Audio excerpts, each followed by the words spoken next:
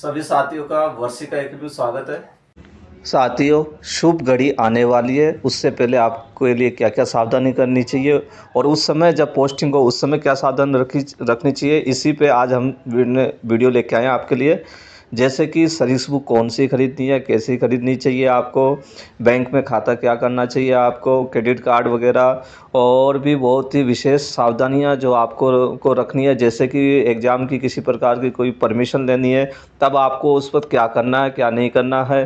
ठीक है, आपको किन किन चीज़ों से सतर्क रहना है। ठीक है, आपके ऊपर कौन कौन नज़र रखता है ऑफिस के अंदर, इन सभी चीज़ों पे साथियों हमने एक छोटा सा ये वीडियो लेके आए। आज का ये वीडियो साथियों आप पूरा देखने की कोशिश करना। हो सकता है ये वीडियो आपके काम में आए। मैं वैसे भी ज़्यादा वैसे वीडियो नहीं बनाता हूँ। ठीक है साथियों। साथियों, आज हम चर्चा करेंगे सर्विस बुक के संबंध में। जब आपकी पहली पोस्टिंग होगी तब आपको साथियों सबसे पहले क्या करना है, आपके वहाँ पे जो फेमस प्रतिष्ठित स्टेशनरी शॉप होगी वहाँ जाना है। एक हाई क्वालिटी की सर्विस बुक आपको लेनी है। ठीक है, उसके पेज अच्छी तरह से देख ले, 3-4 शॉप पर आप ट्राई करने के बाद ही उसे परचेज करना। साथ में आपको क्या करना है, एक कवर लेना है जिससे कि वो चारों तरफ से पैक हो सके सर्विस बुक, वो भी साथ में लेना ज़रूरी है साथियों। ठीक है, आपको उसमें साथियों क्या करना है, इसके अंदर क्या होता है साथियों, एक तो आपका पर्सनल डाटा जो भी होगा वो आएगा। पहली चीज़ ये ही सर्विस बुक आपके पूरी सर्विस में काम में आने वाली है। दूसरी चीज़, इसमें फिंगरप्रिंट भी होते हैं, तो ये भी ध्यान रखना, आपको फिंगरप्रिंट भी ध्यान से सही तरह से देना है। तीसरी चीज़ साथियों, इसमें डीओबी आपकी डेट ऑफ बर्थ होती है। एक बार जो आपने अंकित कर दी वो फिर चेंज नहीं हो पाएगी, इसलिए ध्यान रखना। फिर इससे वित्त विभाग तक अपने को अनुमति लेनी पड़ जाती है, इसलिए ध्यान से रखना। और आजकल क्या होगा कि आपके ट्रांसफ़र के लिए एक नया प्रावधान अभी किया गया, जिसमें सर्विस बुक में जो डिस्ट्रिक्ट का उल्लेख होगा उसके अनुसार भी ट्रांसफ़र का प्रावधान किया जाएगा। तो इस चीज़ का आप विशेष ध्यान रखना साथियों, कि आपकी सर्विस बुक में किसी की प्रकार की कोई गलती ना हो। जिस वक्त जिस ऑफिस में आपकी पोस्टिंग होगी वहाँ के जो भी बाबू उसको भरे, तो आपको ये ध्यान रखना है कि एक भी गलती ना हो पाए, बड़े आराम। साथियों, जैसे ही आपकी पोस्टिंग हो जाएगी तब आप एक सरकार के प्रतिनिधि के रूप में कहलाते हैं। ठीक है, तो आपको जिस प्रकार के कभी बहुत से आप देखते हैं राजनीतिक पार्टियां होती है, कोई संगठन होता है, ठीक है, कोई ऐसी पार्टियां जिसके अंदर कोई भाषण हो रहा हो जिसके अंदर मतलब कि अपने आप एक सरकार के प्रतिनिधि हैं, तो आप वहाँ के नेतृत्व के रूप में आप शामिल नहीं हो सकते साथियों। ठीक है साथियों, ध्यान रखना। और सरकार के खिलाफ कोई भी आपको बोलना नहीं है, न व्हाट्सएप के माध्यम से बोलना है, न टेलीग्राम के माध्यम से बोलना, न फेसबुक के माध्यम से बोलना, न यूट्यूब के माध्यम से, क्योंकि अब आप सरकार के प्रतिनिधि हो जाते हैं। और RSR आपने पढ़ी भी है, जिसमें है कि आप 24 घंटे सरकार के कर्मचारी हैं। सरकार कभी भी आपको किसी भी काम के लिए कह सकती है। तो जब अपन 24 घंटे सरकार के प्रतिनिधि हो गए तो अपने को ये विशेष ध्यान रखना साथियों, किसी भी प्रकार की आपको लापरवाही नहीं बरतनी है, सरकार के खिलाफ नहीं बोलना है, राजनीतिक पार्टियों में शामिल नहीं होना है, जैसे कि बहुत से हड़ताल होती है उसमें शामिल नहीं होना है। तो जहाँ तक हो सके बिल्कुल अपने को सेफ करने की कोशिश करना, ताकि आपके ऊपर किसी प्रकार के कोई भी विघ्न या आँच ना आ सके। और मैं तो ये कहूँगा कि जहाँ तक हो सके बिल्कुल आपको अलग रहना होगा, ताकि आप उनके ऊपर कोई किसी भी प्रकार का कोई आरोप ना लग सके साथियों। ठीक है, विशेष आपको यही ध्यान। साथियों, अब हम चर्चा करेंगे आपके परमिशन के संबंध में। जब भी आप किसी प्रकार की कोई भी अनुमति लेते हैं, अर्थात कोई भी एग्ज़ाम आप देना चाह रहे हैं या कोई आपको कोई किसी कोर्स में एडमिशन लेना है, ऑनलाइन लेना है या ऑफलाइन लेना है, ठीक है, तो जब भी सर्विस के बाद ऐसा कोई भी काम करना हो तो सबसे पहले आपको क्या लेनी पड़ेगी, परमिशन लेनी पड़ेगी।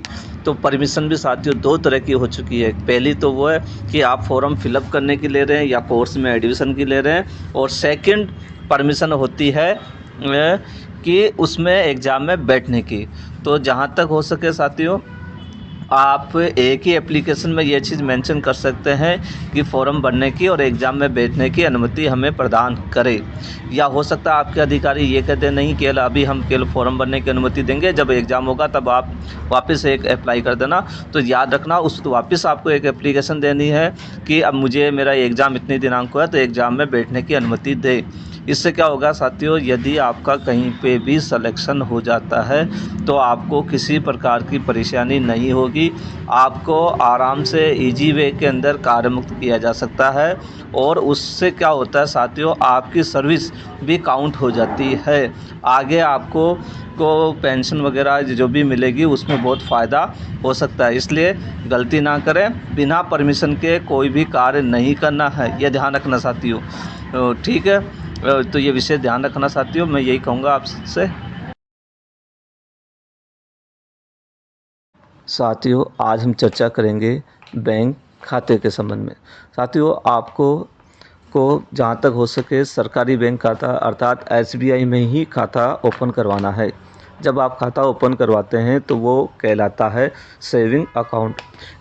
जब आपकी सर्विस हो जाएगी फर्स्ट, उसके बाद में जैसे ही आपको सैलरी मिलती है तो आपको क्या करना है साथियों, संबंधित बैंक मैनेजर के पास जाना है और एक एप्लीकेशन देनी है और आपको अपनी सैलरी स्लिप लेके जानी है, जो कि आप IFMS 3.0 से डाउनलोड कर सकते हैं। उस एप्लीकेशन में आपको लिखना है कि सर हमारे इस खाते को सैलरी अकाउंट में कन्वर्ट करें। और जब आपका सैलरी अकाउंट जैसे ही सैलरी अकाउंट वो बन जाएगा तो आपको फ़ायदे क्या होंगे साथियों, विभिन्न प्रकार के समय समय पर लगने वाले चार्ज आपके नहीं लगेंगे, पहली चीज़। दूसरी चीज़, इस सैलरी अकाउंट को विशेष तौर से सरकार द्वारा साइबर सिक्योरिटी दी जाती है, जिससे कि वो किसी भी प्रकार की अनहोनी से आपको बचाया जा सके।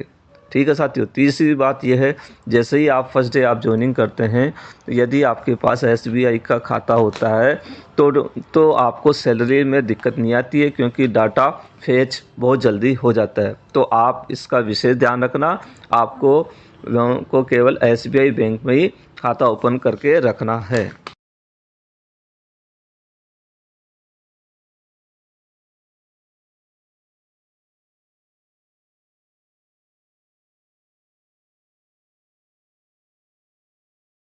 साथियों, अब हम चर्चा करेंगे क्रेडिट कार्ड पर। साथियों, ये क्रेडिट कार्ड लेना है या नहीं लेना ये आपके ऊपर डिपेंड करता है, परंतु जैसे ही अपन सर्विस में आते हैं तो कभी अपने को लोन की आवश्यकता पड़ जाती है। यदि आपको लोन की आवश्यकता पड़ जाती है तो आपका जो सिविल स्कोर होगा उसके अनुसार ही लोन की जो रेट है जो आपकी वो आपको मिलेगी।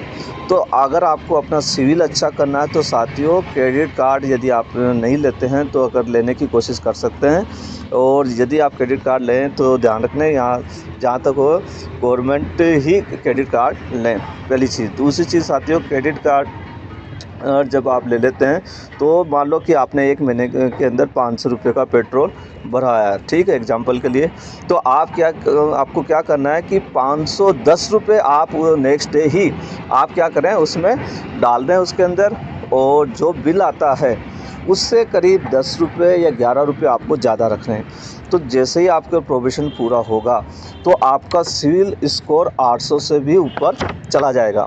तो 800 से ऊपर जैसे सिविल स्कोर जाता है तो साथियों, तो लोन जब आप किसी भी बैंक में जाएंगे तो आपको अच्छे रेट में मिल जाएगा और इससे आपको काफ़ी फ़ायदा होगा। लेकिन ये लेना है या नहीं लेना, क्रेडिट कार्ड, ये साथियों ये आपके ऊपर ही डिपेंड है। मेरे अनुसार तो आप अगर लेते हैं तो मैंने जो बोला है वो विशेष रूप से आपको ध्यान रखना है साथियों।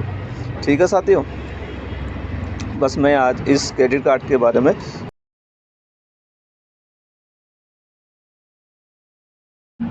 अब चर्चा करेंगे अपन आपके जॉइनिंग ऑर्डर पे। साथियों, जैसे ही जॉइनिंग ऑर्डर आता है तो सबसे पहले आपको अपनी पोस्टिंग देखनी है। अब इसमें क्या होगा, जो पोस्टिंग जहाँ दे रखी है वो ऑफिस, बहुत से ऐसे ऑफिस होंगे जिसका आपने नाम भी नहीं सुना होगा और आपको ये भी पहचानने में दिक्कत आएगी कि ये लोकेशन कहाँ पे है। तो इसमें आपको परेशान होने की ज़रूरत नहीं है। आपको क्या करना है साथियों, DTA की साइट पे जाना है। वहाँ पे सबसे लास्ट में सिविल लिस्ट मिलेगी आपको। सिविल लिस्ट को आपको सर्च करना है। वहाँ सर्च करने के बाद में जो हमारे जितने भी साथी हैं, W1 W2 और हमारा पूरा डिटेल आपको वहाँ मिल जाएगा। वहाँ से आप वो कॉन्टैक्ट नंबर लेके उससे संपर्क कर सकते हैं। दूसरा ध्यान रखना, मेडिकल का ध्यान रखना, वो लेके जाना है। वो और उसमें कुछ एफिडेविट भी हो सकते हैं, वो भी आपको साथ लेके जाना है। तो ये कुछ विशेष सावधानी रखनी है।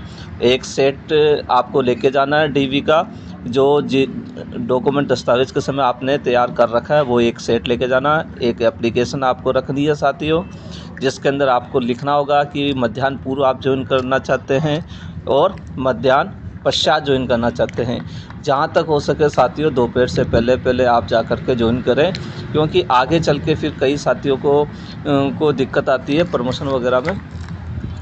तो हो सके तो जहाँ तक हो सके फर्स्ट डे ही ज्वाइन करने की कोशिश करें और मध्याह्न पूर्व ही करने की कोशिश करें।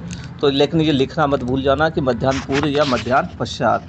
ठीक है साथियों, तो जॉइनिंग ऑर्डर के विशेष ध्यान रखना। साथियों, अब हम चर्चा करेंगे आप पर नज़र की, अर्थात आप पर किसकी नज़र रहेगी। साथियों, आप जिस भी ऑफिस के अंदर जाएंगे तो शुरू के अंदर अर्थात 1 महीने तक आपको विशेष सावधानी रखनी चाहिए, क्योंकि जो वर्क अलॉट होता है वो अधिकांश तो क्या है, जिस दिन आप जाएंगे उसी दिन हो जाता है। लेकिन फिर वो क्या होता है कि वो वर्क ऑर्डर जो होता है वो समय समय पर चेंज होता रहता है, कार्य का आवंटन। तो इसके लिए आप साथियों क्या करें, हर ऑफिस में क्या होता है, एक PA भी मिलेगा आपको और पियोन भी मिलेगा। PA और पियोन इन दोनों का ही बहुत ही महत्व होता है काम के अंदर, और ये ही साथियों अपने अधिकारी के टच में अधिक रहते हैं। ये अपनी एक एक गतिविधि की सूचना अपने अधिकारी को देते हैं, ताकि ये अधिकारी द्वारा ये विश्लेषण किया जा सके कि आप कैसे हैं। ठीक है, तो आपको क्या करना, इन दोनों से ही एक अच्छा व्यवहार बना के रखना है। दूसरी बात, जब भी आप कहीं जा रहे हैं, कर रहे हैं, तो आपके ऑफिस में यदि कोई PA है तो PA को इन्फॉर्मेशन करके ही जाएं कि मैं थोड़ी देर में आ रहा हूं या आ जाऊंगा या जो भी है। उससे क्या हो जाएगा कि एक की आपकी गुडविल हो जाएगी, आपके PA की नज़र में आप एक अच्छे के रूप में साबित हो जाएंगे। तो ये एक छोटी सी सावधानी है आपके ऑफिस में, आपको साथियों इसके ऊपर विशेष ध्यान रखना चाहिए। ठीक है साथियों, और यही एक ध्यान रखना आप।